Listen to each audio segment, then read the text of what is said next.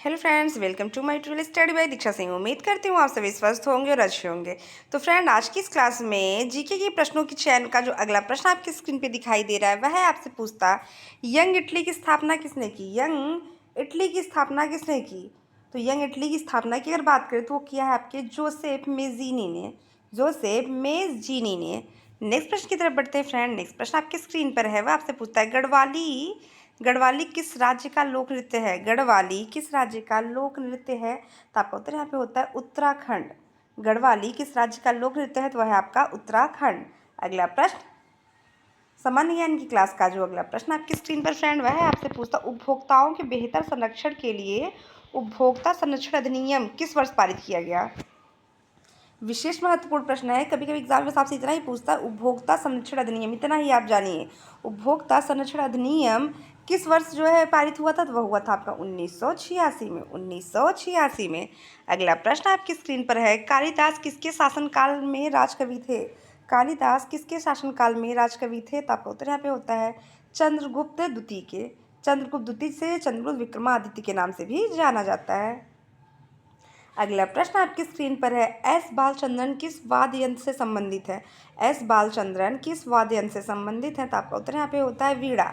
आपका उत्तर होता है फ्रेंड यहाँ पे वीणा। अगला प्रश्न, कोशिका सेल की खोज किसने की? कोशिका सेल की खोज किसने की?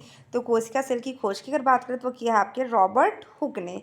रॉबर्ट हुक ने। नेक्स्ट, शरीर की सर्वाधिक प्रबल अस्थि कौन सी होती है? शरीर की सर्वाधिक प्रबल अस्थि कौन सी होती है?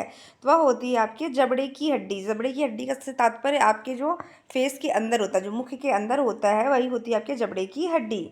अगला प्रश्न आपकी स्क्रीन पर है, जनसंख्या की दृष्टि से सर्वाधिक 10 की वृद्धि वाला राज्य कौन सा है? ध्यान दीजिएगा, 10 की वृद्धि वाले राज्य की अगर बात करें तो वह है आपका मेघालय।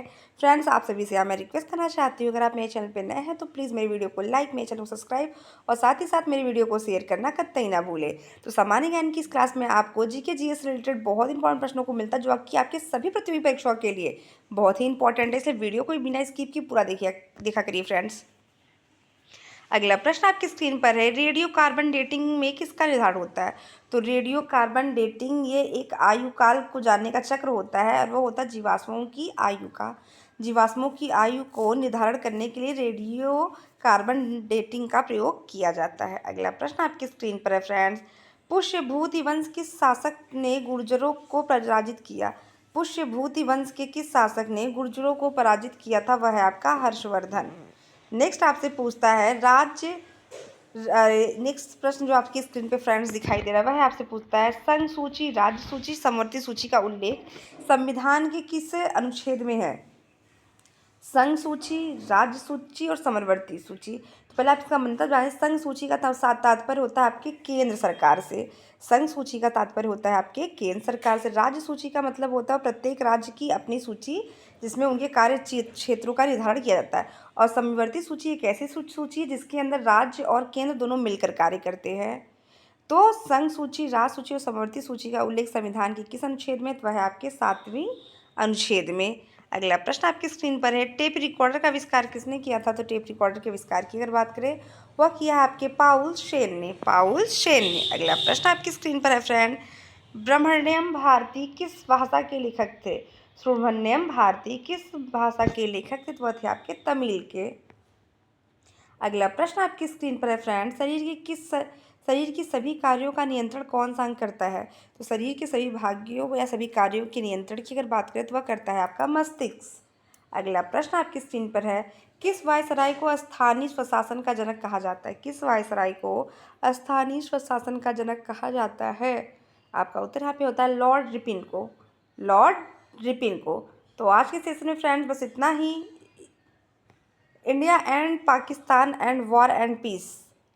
तो आज के सेशन में जो प्रश्न है ये सभी इतने ही हैं। तो यहाँ पे कुछ इंपॉर्टेंट प्रश्न एक दो और इसके बारे में आपसे चर्चा कर देना चाहती हूँ फ्रेंड, प्लीज़ वीडियो को आप शेयर करना कतई ना भूलिएगा। तो कुछ इंपॉर्टेंट प्रश्न जो मैं बताने जा रही हूँ वो है आपका, India and Pakistan and war and Peace के लेखक कौन है? India and Pakistan in War and Peace के लेखक कौन है? वह है आपके JN दीक्षित। JN दीक्षित। अगला प्रश्न, किस महाद्वीप से कर्क रेखा, विषुवत रेखा और मकर रेखा ये तीनों गुजरती? मैंने कहा ना कि 2 से 3 प्रश्न ऐसे हैं जो बहुत इंपॉर्टेंट और एग्जाम में पूछे हुए प्रश्न हैं। तो चलिए उसी में से एक प्रश्न, दूसरा प्रश्न ये है आपका कि किस महाद्वीप में कर्क रेखा, विषुवत रेखा, मकर रेखा, तीनों रेखाएं गुजरती हैं? तो वह है आपका इकलौता अफ्रीका महाद्वीप। अगला प्रश्न आपकी स्क्रीन पर है, इटली का एकीकरण किसने किया था? तो इटली के एकीकरण की अगर बात करें तो किया है आपके काउंट कावूर ने, काउंट कावूर ने। अगला प्रश्न, माध्यमिक शिक्षा के अंतर्गत कौन सी कक्षाएं आती हैं? ध्यान दीजिएगा, माध्यमिक की बात करेगा, प्राथमिक की बात नहीं। यहाँ माध्यमिक की अगर बात करें तो यहाँ पे आपकी कौन सी 6, 7 और 8, 6, 7 और 8। तो 1 से लेके 5 तक की जो शिक्षा होती है वो प्राइमरी, और 6 से लेके 8 तक की जो शिक्षा होती है वो माध्यमिक शिक्षा के अंतर्गत आती है।